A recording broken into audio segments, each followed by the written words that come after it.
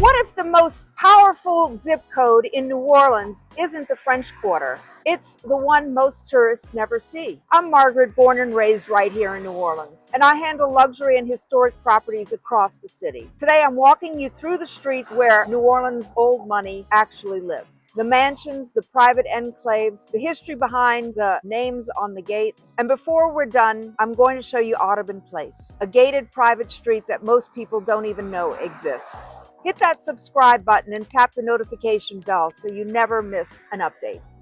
Here we are in the Garden District, where the American merchant class built their legacy. Let's start right here on St. Charles Avenue. If you've never walked this corridor, picture this: a canopy of live oaks so wide, so old, that their branches meet overhead and block out the sky. The streetcar runs down the neutral ground, and on either side of you, Greek Revival columns, Italianate facades, wide front galleries, and cast iron gates with names on them that still mean something in this city. This is the spine of old money in New Orleans. And to understand why these homes were built the way they were, you have to understand a piece of history that most people skip. When Louisiana became part of the United States in 1803, the Creole families who had been there for generations stayed right where they were, in the French Quarter. They had their culture, their language, their social structure, and they weren't moving. So the American merchants who poured into New Orleans after the purchase, the cotton factors, the shipping magnates, the sugar brokers,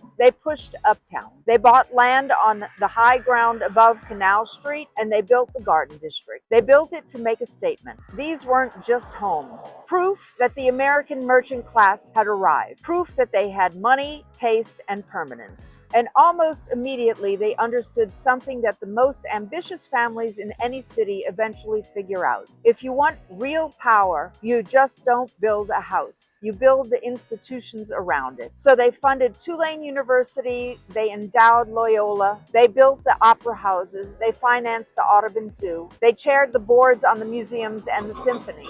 That's what I mean when I say the business of culture. In New Orleans, philanthropy was never purely charitable. It was strategic. It was how these families bought legitimacy, cemented their social position, and made sure their names outlasted their bank accounts. And nowhere is that more visible than in the Mardi Gras crew structure. Rex, Comus, former Momus, these aren't just parade organizations. They are and have always been a power structure. Crew membership in the Garden District world was a credential. If you told the city where you were, who your family was, and whether you belonged at the table. That social architecture is still intact today. Now let's talk about what that looks like in the market right now. 1433 Phillip Street was sold at $5,275,000. 6 bedrooms, 6.5 baths. This is a Garden District home at the top of its tier, and the price point tells you something important. The floor in this neighborhood is high and it is holding.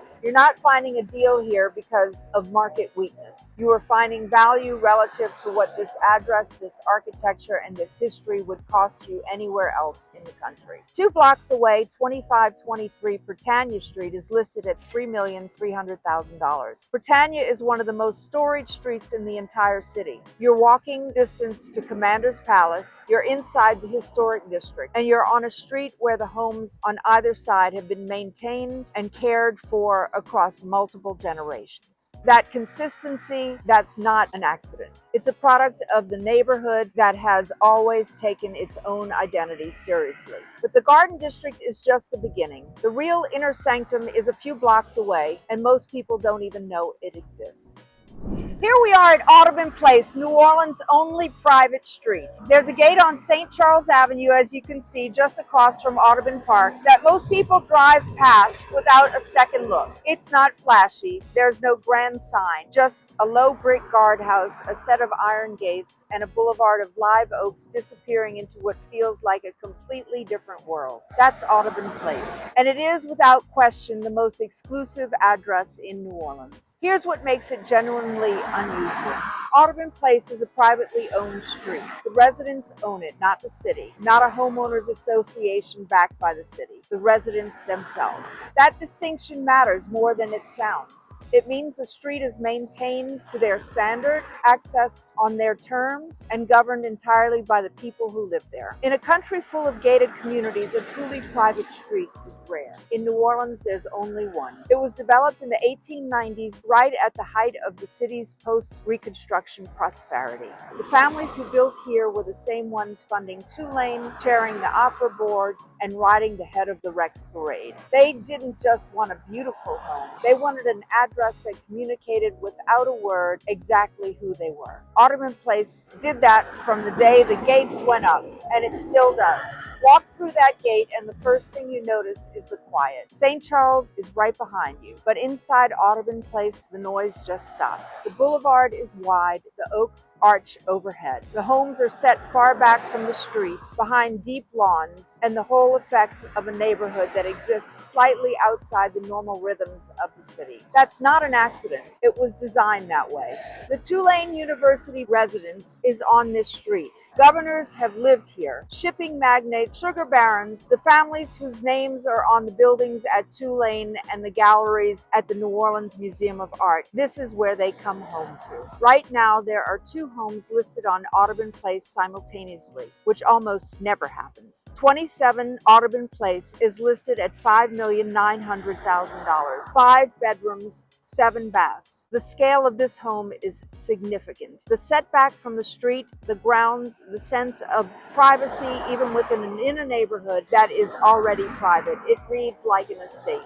Buying here isn't just a real estate transaction, it's an entry into one of the most recognized and longest standing enclaves in the American South. 28 Audubon Place was listed at $4.1 million and sold quickly at $3.705 million. 2 homes on the same private block available at the same time. That's a moment in the market. For a buyer who understands what this address represents, it's worth paying attention to. And here's what I want you to understand about what you're exactly buying on Audubon Place, because the square footage only tells part of the story. You're buying permanent membership in the city's most recognized address. You're buying neighbors who are, in many cases, the same legacy families who've been here for 4 and 5 generations. And you're buying into the social infrastructure I was describing earlier. The crew boards, the museum boards, the symphony committees, the civic leadership that shapes how this city runs and how it sees itself.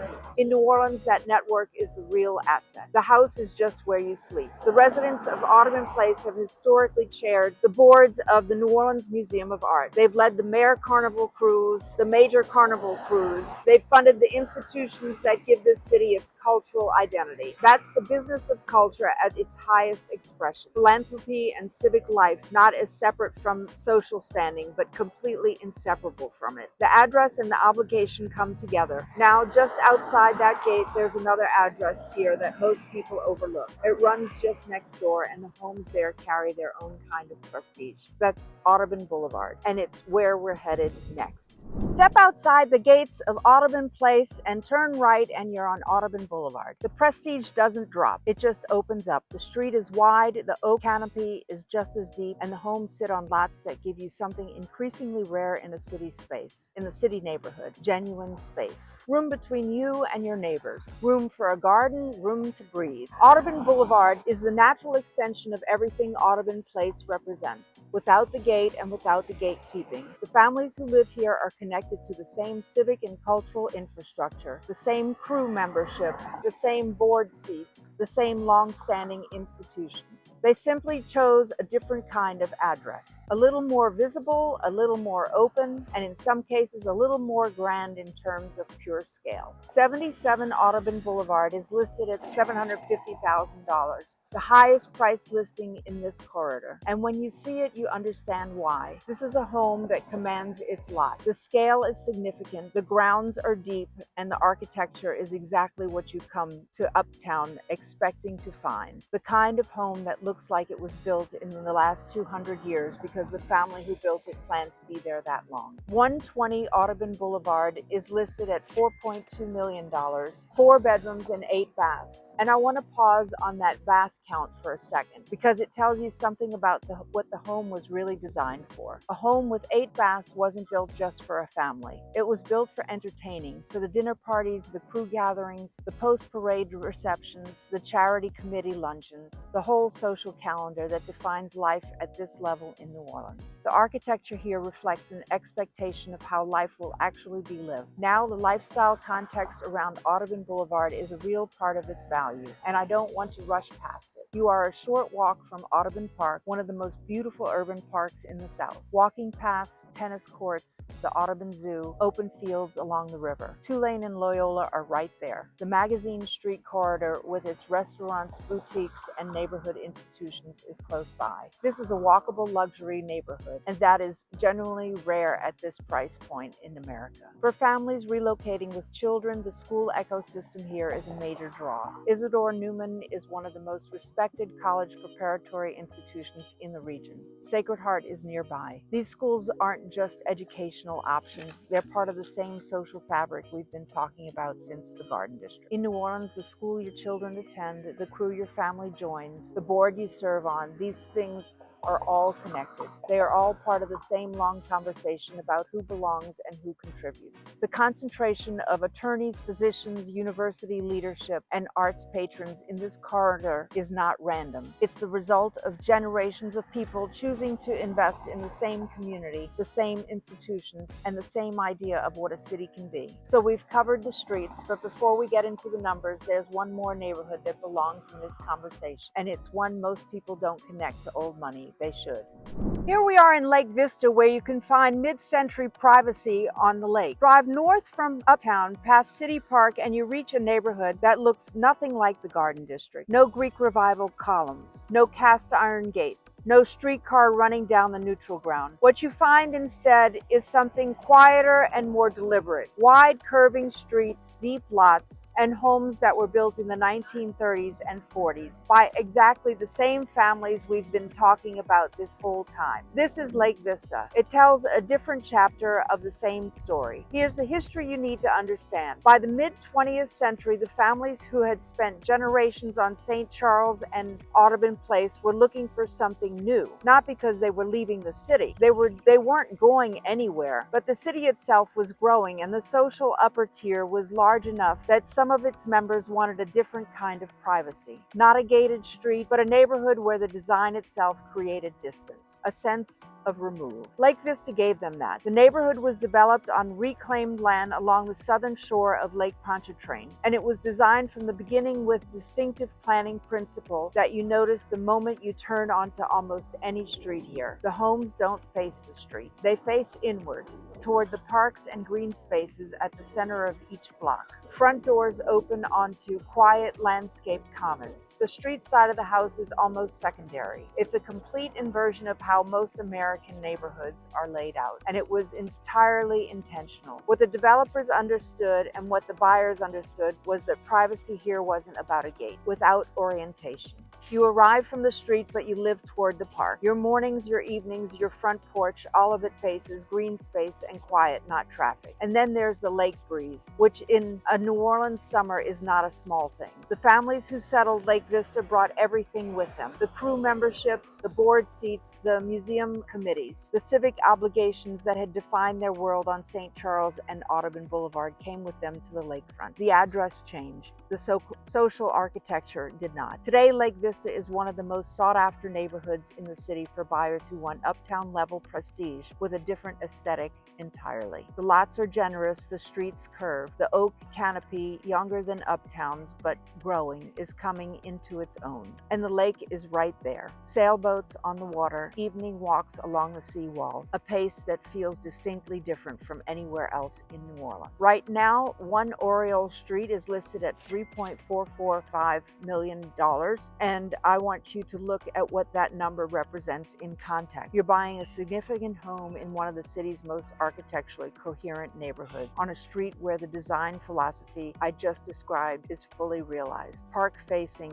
private, spacious. The price point is also meaningfully lower than what we've been discussing on Audubon Place and Audubon Boulevard. For a buyer who wants the social positioning and the community ties of Uptown's legacy families, but wants a different kind of home and a different relationship to the landscape, Lake Vista is the answer. And the lifestyle here is generally distinctive. You are minutes from City Park, one of the great urban parks of the country, with the New Orleans Museum of Art, the Botanical Gardens, Storyland, golf, and miles of walking paths, all within the park itself. The lakefront is walkable. The restaurants along Harrison Avenue, which cuts through the heart of Lakeview, are neighborhood institutions. This is a community where people have lived for 30, 40, 50 years and have no intention of leaving. That loyalty is the signal. In New Orleans, the neighborhoods where old money feels comfortable are the ones that hold. Lake Vista holds. So we've covered the streets from the Garden District to the Audubon Place to the lakefront. But what does the market actually look like when you put these numbers side by side? Let's go into that.